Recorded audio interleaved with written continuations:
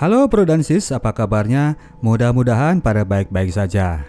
Bagaimana jika seorang gamers ditantang untuk jadi racer betulan di dunia nyata?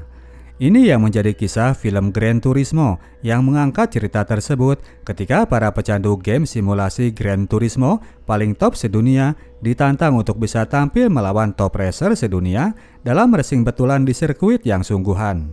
Pastinya akan sangat menantang. Oke, biar nggak usah berlama-lama lagi, mari kita ikuti alur ceritanya. Cerita film ini bermula ketika 25 tahun sebelumnya, Kazunori Yamauchi, seorang pembalap mobil asal Jepang, berusaha agar balap mobil bisa mudah diakses oleh semua orang. Maka dari itu, ia pun menciptakan sebuah simulasi permainan yang hingga kini dianggap paling mirip dengan balap sungguhan. Yamauchi mengambil sampel dari segala hal, mulai dari faktor mobil berikut ke faktor sirkuit terkenal. Simulasi permainan yang kemudian akan ngetop ke seluruh dunia, ia namakan sebagai Gran Turismo. Selanjutnya akan kita singkat dengan sebutan GT. Di present day di kota Cardiff, negara Wales, terdapatlah seorang gamers yang sangat antusias bermain GT. Yan hari itu baru mendapatkan paket kiriman setir baru yang membuatnya bisa lebih akurat dalam hal mengemudi, seperti layaknya lagi nyetir betulan.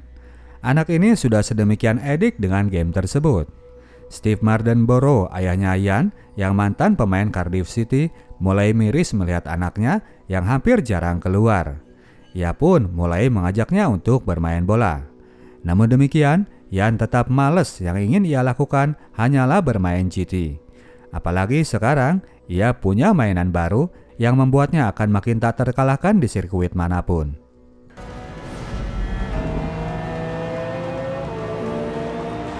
Sementara itu di sudut lain dunia, seorang marketing Nissan asal Inggris telah tiba di kota Tokyo. Danny Moore hendak melakukan pitching kepada bosnya di pihak perusahaan Nissan. Ia telah menangkap gejala akan menjamurnya para gamers yang sangat menggemari permainan GT. Totalnya sudah ia hitung sekitar ada 80-an juta. Danny memberikan usul agar Nissan mengadakan kontes balap yang mana para pesertanya adalah dari 80 juta gamers tersebut. Ia yakin pada suatu titik hal itu akan menambah minat baru para user untuk membeli produk mobil Nissan. Setelah didiskusikan, pihak Nissan menyatakan tertarik dengan ide Danny, namun mereka minta satu syarat. Danny harus bisa menyediakan engineer yang top yang bisa mengusahakan pencegahan dari faktor kecelakaan. Danny menyanggupi syarat tersebut. Sibuklah dia kemudian menghubungi para engineer itu dan lalu opsi yang muncul ada pada Jack Salter, seorang engineer dari tim KP Racing Inggris. Danny pun datang ke bengkel tim tersebut untuk bertemu dengan Jack Salter. Orang ini kemudian kaget ketika Danny bilang bahwa dia butuh seorang engineer untuk lomba balap sungguhan yang akan diikuti oleh para gamers yang kesehariannya ngeden di kamar gak pernah merasakan adrenalin sirkuit yang sesungguhnya. Namun demikian, Danny tetap yakin bahwa para gamers jagoan itu sudah memegang skill membalap. Ia tetap yakin bahwa hal itu bisa dilakukan mengingat bahwa Salter adalah dulunya mantan pembalap juga. Salter menganggap bahwa ide ini terlalu gila. Ia menolak penawaran Danny. Sementara itu, si boy yang bernama Yan tadi masih tetap ditekan oleh orang rumah agar mau lanjut kuliah dan berhenti kerja gak jelas. Si Yan ini kekeh bahwa passionnya cuma di urusan mobil balap yang mana biayanya terlalu tinggi untuk disupport oleh sang bokap. Yan kekeh ia hanya mau kerja di dunia permobilan saja. Di kota London, Jack Salter sang mekanik sedang mengikuti meeting dengan tim KP Racing. Dalam momen itu, ia sempat adu argumen dengan pembalap andalan tim tersebut sehingga berakhir dirinya tersinggung karena disepelekan. Panas karena marah, Jack langsung menelepon Danny untuk menyanggupi tawaran kemarin. Ia siap untuk melatih para gamers itu jika ajang tersebut masih kondusif dan berlangsung aman. Beberapa waktu kemudian pada mesin konsol tepatnya biasa bermain, ia mendapatkan pesan yang harus ia buka. Ia pun segera berangkat sehabis kerja menuju lokasi Gamerland kota Cardiff dan mendapati bahwa sebagai salah seorang pemegang rekor tercepat dalam Gran Turismo, Ia telah diundang untuk join seleksi GT Academy yang diusung oleh tim Nissan Corporation. Semua peserta akan bersaing dalam race simulasi dan pemenangnya akan dipilih untuk dilatih menjadi racer betulan dalam dunia nyata. Sempat kaget, namun Jan sangat bersemangat mendapatkan undangan tersebut. Yan pun makin giat mempersiapkan diri untuk menghadapi proses seleksi meskipun ayahnya tetap nggak ngeh dengan kegiatan anaknya ini. Malam itu, Kobi sang kakak mengajaknya untuk keluar ikut berpesta. Sempat dia merasa malas, namun mendengar bahwa Audrey bakal hadir, Yan pun tergoda untuk hangout dengan abangnya. Kedua anak ini kabur dengan memakai mobil andalan bokap. Kumpul-kumpul dan mabuk dengan teman, cuman Yan sendiri yang nangkring di pojokan.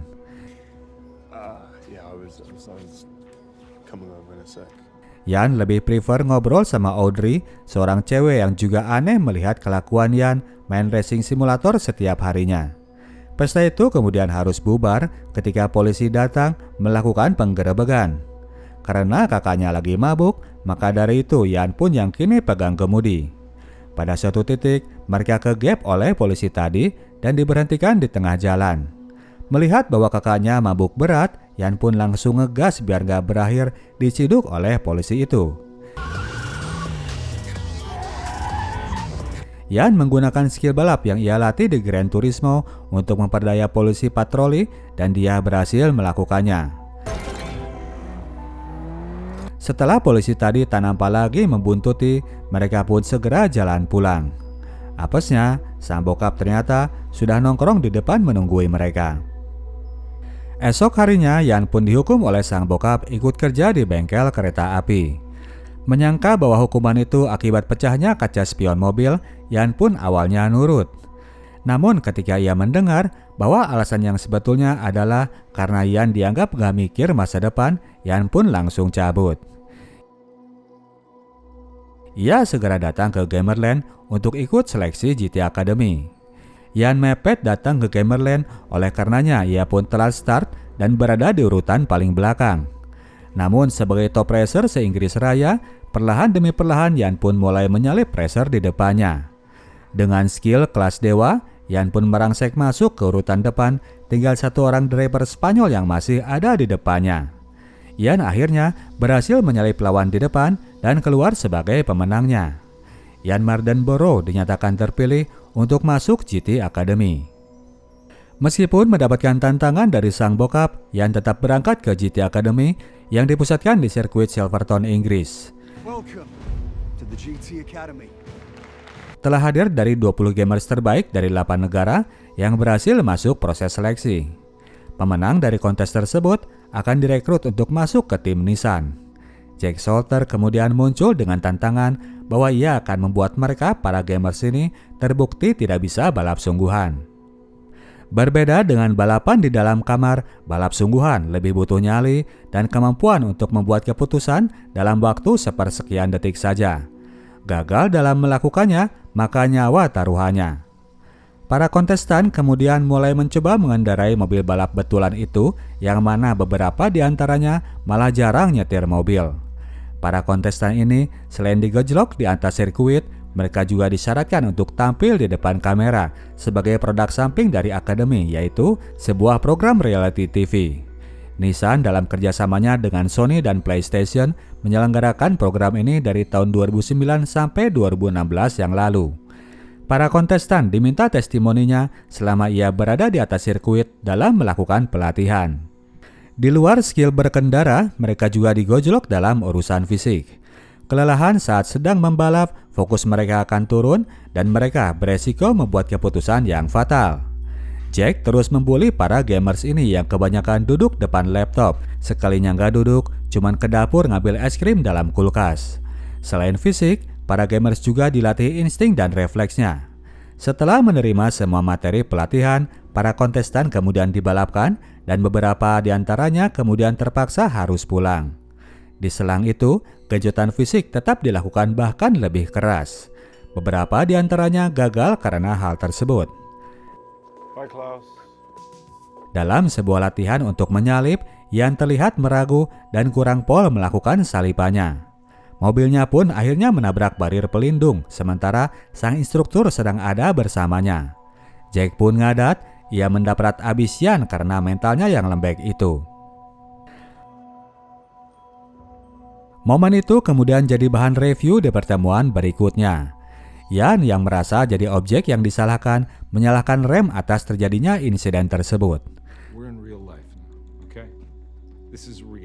Selesai pertemuan, ia masih kekeh bahwa tadi ia sudah ngerem namun remnya yang kurang pakem. Jack yang punya pengalaman membalap selama 25 tahun merasa yakin bahwa ia cukup tahu jika seseorang merasa ragu. Ia tetap meminta Yan untuk lebih pol lagi dalam melakukan manuvernya. Namun kemudian Jack dibuat kaget setelah seorang kru selesai melakukan tes ulang terhadap mobilnya Yan. Rem mobilnya ternyata memang betul nggak pakem seperti pengakuan anak itu. Jack kemudian menghampiri Yan. Ia bertanya dari mana ia bisa tahu banyak soal mobil. Yan bilang bahwa ia menghabiskan waktu berjam-jam tiap harinya ngoprek settingan mobil di game GT. Jack nggak menyangka bahwa game GT ini memang seakurat itu. Oleh karenanya, ia pun meloloskan Yan untuk masuk di 5 besar yang akan ditandingkan pada pertandingan terakhir.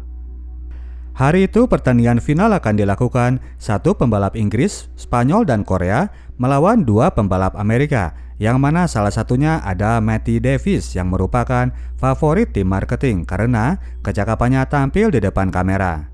Kondisi kini jadi tegang di antara kelimanya karena hanya ada satu yang akan terpilih untuk diambil oleh tim Nissan. Lomba pun dimulai, setiap peserta langsung tancap gasnya masing-masing. Yan yang didapuk sebagai peringkat 5 mencoba menyusul para lawan di depannya. Berkat skillnya, tidak lama kemudian ia pun berhasil menyodok lawan-lawannya. Di lap yang kedua itu, ia sudah berada di peringkat 3. Sampai lap yang ke-7, ia masih di peringkat 3. Disinilah ia mulai nekat dan berhasil menyalip pembalap Spanyol. Tinggal Matty seorang yang ada di depan Yan. Lomba masuk ke lap terakhir, Yan tetap mengingat saran Jack kemarin bahwa ia harus pol-polan. Salip-menyalip sempat terjadi dan kedua pembalap sempat bersaing ketat pada jalur yang lurus hingga keduanya akhirnya masuk ke garis finish. Penentuan pemenang harus ditentukan lewat VAR. Jack dan tim mengambil gambar freeze pada saat finish, terlihat bahwa Mardenborough yang berhasil masuk duluan. Namun ketika hendak diumumkan, Danny kemudian menginterupsi bahwa mereka harus memberi toleransi kepada Matty. Kalahnya cuma sepersekian ribu detik, namun Matty adalah modal yang lebih bagus untuk menjadi ambasador tim Nissan. Sementara diskusi masih terjadi, para pembalap di jalur sirkuit masih bertanya-tanya mengenai pemenangnya. Jawaban kemudian muncul, Yan Mardenborough tetap dinyatakan sebagai pemenang. Hal itu berkat intervensi dari pihak Nissan dan Sony yang tetap ingin menjaga integritas gelaran kontes mereka. Jack tanpa puas, akhirnya dia berhasil melihat anak ini yang muncul sebagai pemenang. Yan kemudian kirim kabar ke rumah dan bicara sama emak. Ia menyampaikan kabar gembira itu. Namun sayang, ia nggak bisa bicara sama sang bokap yang sedang melihat pertandingan kakaknya. Yan ingin kasih kabar bahwa ia akan dikirim ke Austria untuk melakukan tes racing agar mendapatkan lisensi sebagai pembalap. Hari itu dengan jet pribadi milik tim Nissan yang dikawal oleh Jack dan Danny menuju Austria untuk melakukan perlombaan. Nantinya, yaitu akan dibalapkan dengan beberapa pembalap lain yang harus minimal berada di posisi keempat agar bisa mendapatkan lisensi dari FIA. Setelah ia mendapatkan lisensi itu, barulah tim Nissan akan memberikan kontraknya. Jack kembali datang dengan peringatan bahwa lawan Yan kali ini bukan sesama gamers tapi para atlet profesional. Kondisi fisik dan stamina Yan sebetulnya nggak berada di level itu. Yan akan dianggap sebagai outsider karena cuma dianggap sebagai gamers. Untuk itu, kali ini Yan harus benar-benar bisa membuktikannya. Mereka pun tiba di kota Vienna dan setelah beristirahat semalam, esoknya mereka pun merapat ke sirkuit Red Bull Ring, lokasi TKP diadakannya lomba. Berada di antara skena balap sungguhan, Yan pun merasa grogi. Sementara yang lain sudah berada di sirkuit, ia tetap berada di belakang, ngeden sendiri mendengarkan lagu-lagu mellow. Melihat itu, Kini Jack pun mulai kasih kalimat motivasi, gak melulu bulian yang sebelumnya selalu ia lontarkan. Yan pun kini mulai pede. Kini sang gamers itu udah masuk ke ruang kom sirkuit dan mulai mempersiapkan diri. Telah hadir juga di sana tim Kappa, musuh besar dari Jack Salter. Para pembalap kemudian melakukan pemanasan untuk memanaskan masing-masing ban mobilnya. Untuk kemudian mereka pun bersiap di garis start dan memacu mobilnya ketika lampu hijau sudah menyala. Belum apa-apa, Yan udah keder kena senggol mobil di sampingnya. Lewat komunikasi di radio, Jack coba terus menenangkan. Setelah berhasil menguasai diri, Yan pun mulai tancap gas. Menyodok ke urutan 10, ia kembali keder melihat mobil Ferrari meledak dan melipir ke tepian trek lomba. Pada lap yang ke-20, Yan kekurangan pertalite, ia pun melipir ke dalam pit. Di dalam pit, ia malah diledek oleh seorang mekanik karena yang kini ia pegang bukan sebuah joystick. Yan masuk lagi ke dalam trek dengan posisi ke-13 dan tak lama kemudian ia berhasil menyodok ke posisi 8. Pembalap yang tersalib merasa dipreteli harga dirinya karena didului oleh barudak gamers. Menjelang akhir-akhir lomba, ia berada di posisi 5 di belakang Kappa. Yan kemudian berhasil menyalip ke posisi 4, tim Nissan merasa proyek mereka sudah sukses. Kappa yang tahu bahwa anak di depannya seorang gamers, ia kemudian menjaili mobil Yan dengan memberikan sedikit sontekan.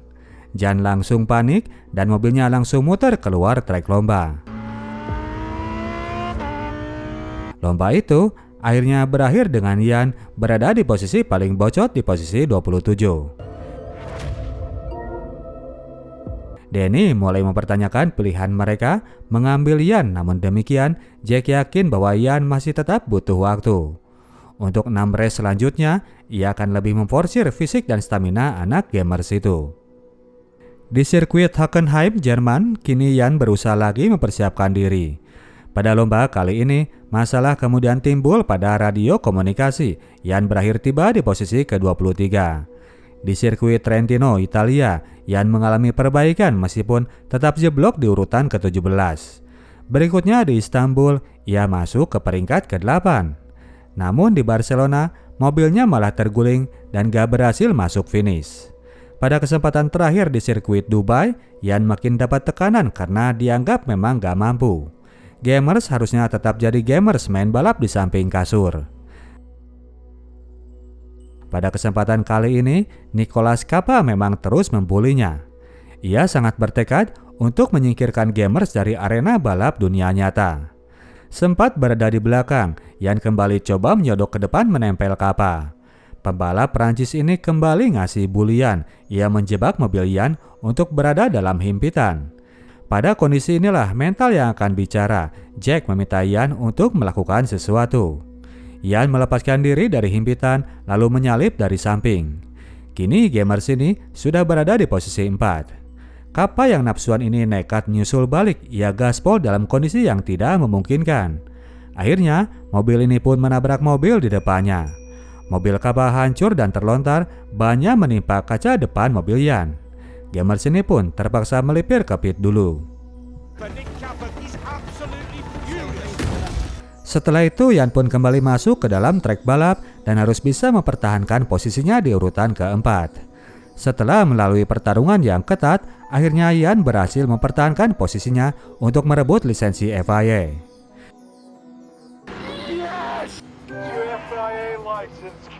Sebelum gembira, Yan sempat melabrak dulu Kappa yang tadi bertindak edan dalam melakukan lombanya. Keributan hendak terjadi, namun Jack keburu datang untuk menarik Yan.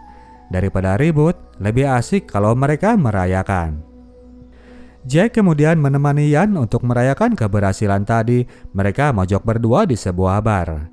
Jack mengakui bahwa Yan punya insting yang sangat baik, sesuatu yang tidak bisa diajarkan. Untuk sedikit mempermanis suasana, Jack menyarankan agar Yan mengundang ceweknya terbang ke Dubai. Yan kemudian teringat kepada Audrey. Karena ia sekarang udah punya duit hasil signing bonus, Yan pun mengirimkan tiket kepada cewek itu untuk terbang ke Tokyo. Di kota itu, Yan akan melakukan konferensi pers mengenai peresmiannya untuk direkrut oleh tim Nissan. Audrey memang hadir di acara tersebut.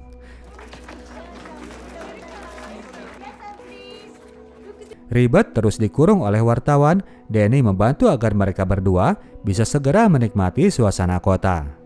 Tokyo memang menjadi kota impian bagi Audrey untuk bisa ia kunjungi. Keduanya pun asik menjelajahi sudut kota, minum sake dan kuliner makanan mentah khas Jepang. Malam itu mereka habiskan untuk asik-asik sampai subuh hari. Lomba pertama setelah Jan menerima kontrak resminya ternyata nggak kaleng-kaleng. Sirkuit Nürburgring Jerman yang harus ia taklukkan. Masuk ke sirkuit lomba dengan pede, setelah prestasi di sirkuit Dubai, tim Nissan makin percaya dengan masa depan pembalapnya. Lomba kali ini ditonton langsung di rumah oleh bokap. Lomba masuk di lap ke-6, Jan sudah berada di urutan ke-5. Jan tampil meyakinkan hingga saat itu.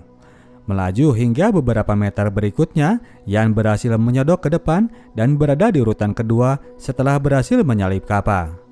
Terlalu excited karena berhasil mantatin racer yang ia benci, Jan jadi terlalu bersemangat agar dia nggak tersalip lagi. Ia pun jadinya terlalu ngegas dan melupakan fluke patch corner yang berbahaya. Walhasil, mobil Jan pun terbang jungkir balik hingga loncat ke area penonton. Jan mengalami kecelakaan yang sangat fatal. Paniklah kemudian suasana, para kru ambulans segera bergegas melakukan pertolongan. Jack berusaha sebisa mungkin merapat ke area TKP. Untungnya, Jan ternyata masih selamat, ia berhasil diamankan untuk dikirim ke rumah sakit dengan sebuah helikopter. Jack dan Danny menunggu Jan yang berada di ruang ICU. Kondisi pembalap ini ternyata masih aman, tidak mengalami cedera yang fatal. Jan pun tidak terlihat mengalami trauma. Namun kemudian ada sebuah berita yang harus mereka sampaikan bahwa seorang penonton telah meninggal karena kecelakaan itu. Jan pun jadinya langsung shock, dia nggak sanggup menerima kabar tersebut. Duo Jack dan Danny ia usir dari kamarnya. Tim Nissan lewat Danny kemudian memberikan pernyataan maafnya atas kecelakaan yang telah terjadi dan menyampaikan duka sedalam-dalamnya kepada keluarga korban dari kecelakaan kemarin. Mereka menyatakan siap untuk kooperatif dengan investigasi yang akan dilakukan oleh ofisial lomba. Nicolas Kappa menghampiri Jack, dia menyalahkannya atas kecelakaan yang telah terjadi. Harusnya si gamers itu nggak berada di lomba kemarin. Jack sempat hendak menghajar Kappa, namun ia masih bisa kendalikan diri. Seluruh keluarga Jan sudah pasti khawatir, namun Jan sendiri belum mau bicara dengan ayahnya. Ia nggak mau dengar kalimat nahkan dari ayahnya. Jack kemudian ngajak Jan pergi keluar untuk mengitari sirkuit Nürburgring yang kemarin telah membuatnya celaka. Mereka pun jalan dan Jack mengajak berhenti di spot lokasi TKP kemarin. Melihat Jan yang tampak ingin udahan, Jack menegaskan jika Jan berhenti karena insiden kemarin, maka ia akan selamanya dikenang dengan momen kecelakaan tadi. Meskipun bukan untuk jadi alasan, namun kecelakaan dalam olahraga membalap memang resiko yang harus dihadapi. Dulu Jack pun mengalami hal yang sama di Le Mans. Dia mengalami kecelakaan dan mengakibatkan kematian pembalap lainnya. Jack mendorong Jan agar menyelesaikan putarannya sebagai cara pemupus trauma. Perkembangan selanjutnya, hasil investigasi dari ofisial lomba menyatakan bahwa Jan tidak akan dicabut izin lombanya. Tantangan justru muncul dari lingkaran pembalap sendiri yang dipimpin oleh Kappa. Mereka mendorong agar pembalap simulasi tidak lagi diizinkan untuk ngikut perlombaan balap sungguhan. Hal itu telah mempengaruhi pihak sponsor dan pihak Nissan. Mereka kini sedang mempertimbangkan untuk tidak melanjutkan program tersebut. Untuk mencegah agar tim mereka tidak diberangus, Danny berpikiran bahwa tim ini harus bisa meraja di lomba berikutnya, yang mana itu adalah di sirkuit Le Mans. Jack yang pernah gagal di Le Mans tentu saja jadi ngeri. Belum lagi mereka bakal butuh dua pembalap lain untuk bisa merajai podium. Danny memilih untuk merekrut Matty dan Antonio, dua pentolan GT Academy, untuk turun menemani Jan. Setelah membahasnya lebih dalam dengan Jack yang sudah mengetahui tantangan yang akan dihadapi di sirkuit Le Mans, mereka pun akhirnya berkeputusan untuk maju. Ketika tiba di Le Mans Arnage Airport, mereka sudah disambut oleh Matty dan Antonio yang sudah tiba duluan. Kedua rekan alumni menyatakan dukungannya atas insiden yang terjadi terhadap Jan. Yan merasakan support dari para temannya itu. Di sana juga, mereka mendapati bahwa Nissan sudah mengirimkan satu jenis mobil baru. Mobil yang lebih ringan dan lebih cepat tapi harus dihandle dengan lebih hati-hati. Pada lomba kali ini, Yan mendapatkan support moral yang luar biasa dengan kedatangan ayah dan keluarganya. Audrey juga hadir bersama mereka. Sang ayah menyatakan penyesalannya karena tidak pernah mensupport Yan selama ini. Sebagai Gen X, mana ngerti dia soal PlayStation. Yan sangat mengerti, ia sendiri nggak pernah ilfil dengan sang ayah. Yan selama ini bahkan menempelkan stiker logo Cardiff City pada helmnya. Lomba sirkuit Le Mans adalah lomba ketahanan mobil selama 24 jam di mana satu mobil itu akan dikendarai oleh 3 orang driver secara bergantian. Lomba akan dimulai pukul 3 sore dan berakhir di jam yang sama esok harinya. Pembukaan lomba kali ini berlangsung sangat meriah, ditandai dengan kedatangan pasukan tentara Prancis yang datang mengantar bendera negara yang akan dikibarkan untuk membuka lomba. Tim Nissan memang menjadi fenomena tersendiri karena baru sekarang tim yang berbasis para gamers ini akan menguji sirkuit paling menantang sedunia itu.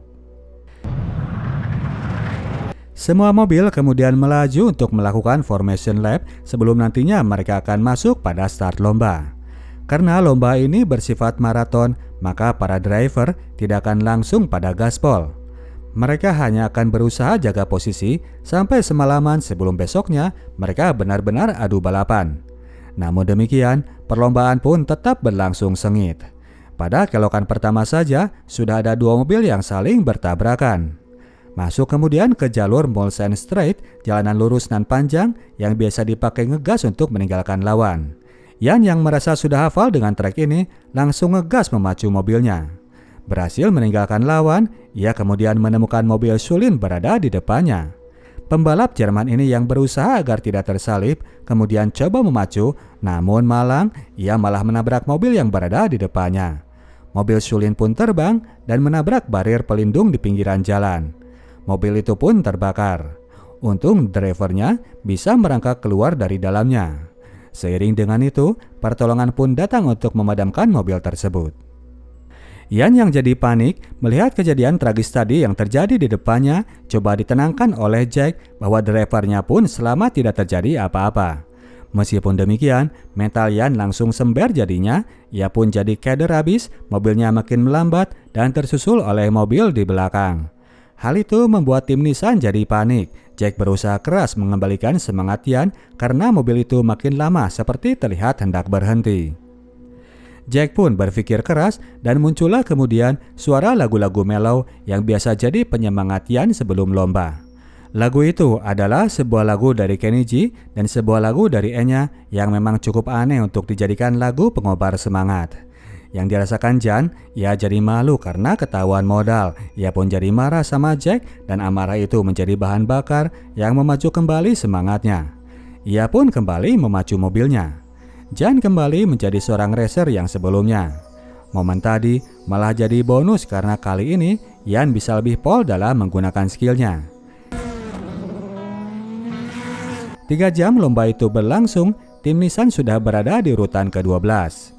Yan pun melipir dan ganti Matty yang maju menjadi pengendara.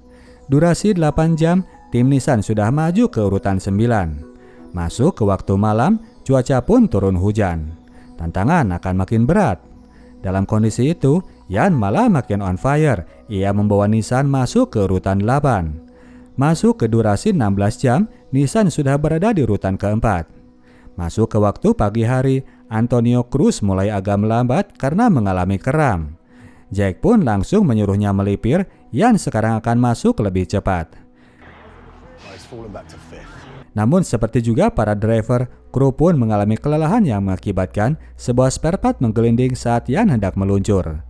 Jack datang menjadi juru selamat, sang instruktur langsung yang kali ini memasangkan spare partnya. Karena insiden tersebut, kini tim Nissan harus turun lagi ke posisi 9. Oleh karenanya, Yan yang masih segar ini langsung memacu kendaraannya. Dalam kesempatan itu, Yan meminta agar Jack membiarkannya menggerus Le Mans dengan cara yang biasa ia lakukan pada simulasi Gran Turismo. Yan minta agar Jack percaya kepada dirinya dan pada keakuratan game bikinan PlayStation itu. Setelah terjadi ribut di ruang komunikasi karena Danny ikut menengahi, Jack pun menyerahkan semuanya sekarang kepada sang driver. Ian mengikuti jalur yang biasa ia pakai saat menaklukkan Le Mans di Gran Turismo. Dalam waktu yang tidak terlalu lama, mobilnya ini sudah kembali berada di urutan keempat. Ia bahkan berhasil menciptakan rekor putaran terbaik. Pada lap yang terakhir itu, tim Nissan harus bisa mempertahankan posisinya di urutan keempat. Kini ia berada tepat di belakang Kappa. Melihat bahwa musuhnya tepat ada di belakang, Kappa berusaha agar tidak kehilangan muka di depan para gamers.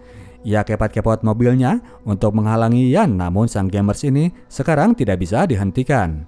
Ian menyelipnya pada sebuah kelokan dan maintain posisi untuk membuat keunggulan dengan jarak yang sangat tipis. Alih-alih posisi 4, mereka malah finish di posisi ketiga. Sebuah akhir yang sangat membanggakan untuk tim Nissan serta Ian dan keluarga. Ian dan tim Nissan berhasil membuktikan bahwa mereka pun layak dapat tempat di dunia racing profesional. Seperti Jack bilang, mulai saat ini Ian tidak sekedar pembalap simulasi yang terbaik, ia adalah salah seorang racer kelas dunia. Oke, demikianlah ceritanya bro dan sis. Kita tim Sinotok cabut dulu. Sampai jumpa di video kita selanjutnya. Ciao.